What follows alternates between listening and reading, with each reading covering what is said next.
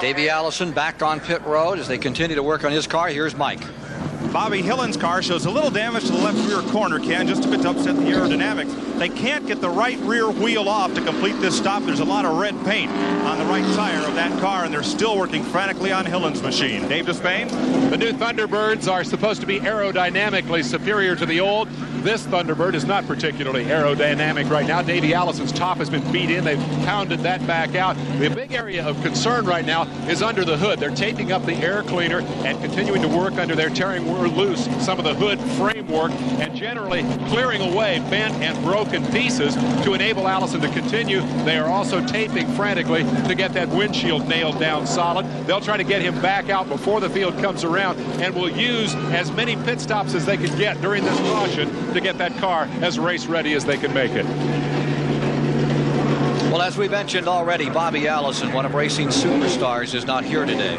But his story, his recovery, the quality of his racing career is something every racing fan has been following.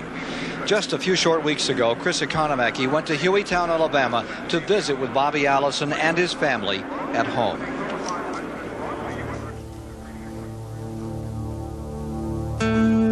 At Pocono Raceway last June, halfway around the first lap, Bobby Allison was involved in a crash.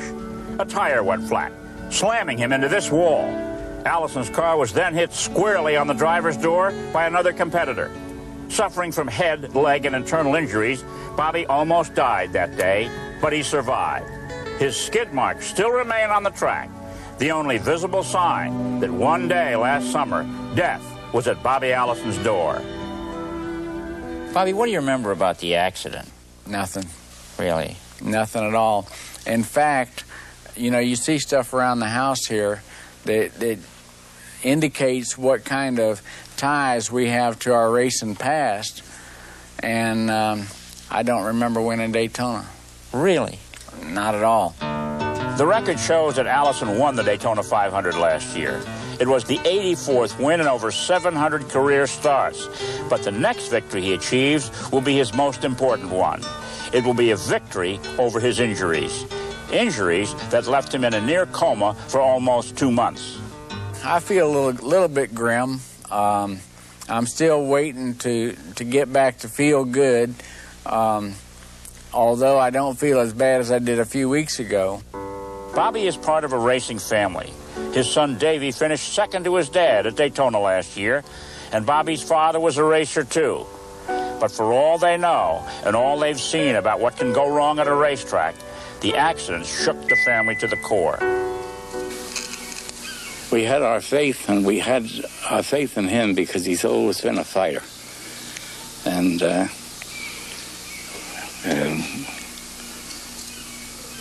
of course, it makes you wonder, you know, when you see somebody that's hurt as bad as that. But we never gave up on him.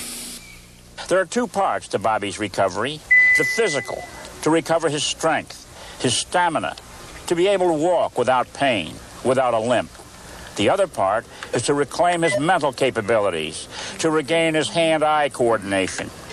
Even with his wife Judy at his side, even with the use of computerized exercise programs, the process takes time.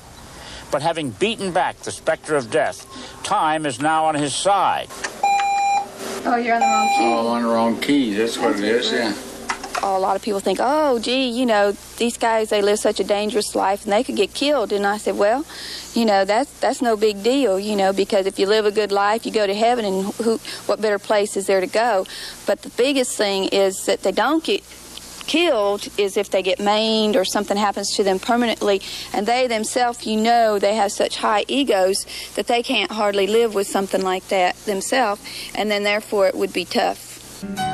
There's a trophy case in the den of Bobby and Judy's home. It's shelved lined with the rewards and mementos of a career that has spanned 4 decades.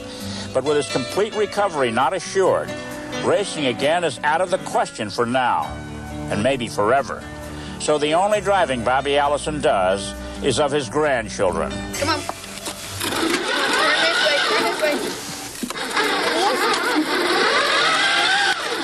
No, it's down for the count. There is a definite change in Dad. He's a more sensitive person. He's a more patient person, and that's good. He never was really one to be patient, and I think that'll do him some good. But you can tell that he's got that itch to get back going. To me personally, I don't care if he ever drives another race car or not. The only thing I'm concerned about, I want to see him be happy. Whatever makes him happy is going to make me happy, whether that be in a race car or out of a race car as a car owner or not even in racing at all. It doesn't matter. There's my paper. Wow, Bobby Allison's toys, huh? Yeah. Just because you can't drive them doesn't mean you don't go on loving them. And in his garage, there are plenty of cars to show off. And this is your favorite, the truck? We had a Studebaker pickup. My dad had a Studebaker truck when I was a kid, and I got attached to it, and I was able to buy this a few years ago. And that contraption out back is a dynamometer with an airplane propeller Bobby once put together. He loves to fly his own plane to weekly races around the country. No more. But don't get the idea Bobby's an invalid or even a recluse. There's still trips to the garage to be with the gang as they go to work preparing another racer. There have been trips to racetracks to say hello. The media is as interested in him as ever, what he thinks, how he feels. And when the racing show comes to town, you better show up early. The line for his autograph gets pretty long, pretty fast. It's times like this that led Bobby Allison to say about his accident, "If I had gotten killed right there, my racing career still would have been worth it." You know, if I had lay down and die now, it's probably still worth it. You know, sometimes I wonder why I lived. And, you know, I look around at the damage and the agony that I go through constantly. And, you know, I wonder, you know, why wasn't it just easy? Why didn't I just go away then? And I didn't. And the people here have supported me, and Judy has supported me, and so I take it from here. If there's been a touch of sadness to this story, it need not be. For it is here at Daytona, the cradle of stock car racing, that one can appreciate just how lucky Bobby Allison is. For the grandstands at Daytona are named after racing heroes, many of whom gave their lives to the sport. Men like Joe Weatherly, who brought color and panache to the tracks, and Fireball Roberts, the sport's first superstar, who died in a flaming crash. In every sport, our heroes try and determine, on their own, the right time to move on, the right time to say farewell. Some leave after one final triumph, others after an unexpected loss. If he never races another lap, never climbs into a car again, fate will have told Bobby Allison it was time to say goodbye. But rather than sink into the darkness of despair, Bobby Allison remains what he is, a living legend whose smile, grace, skill, and now even more than ever, courage won him our admiration through so many years. May the times ahead be as good for him as in times past he has been good for the sport he so loves.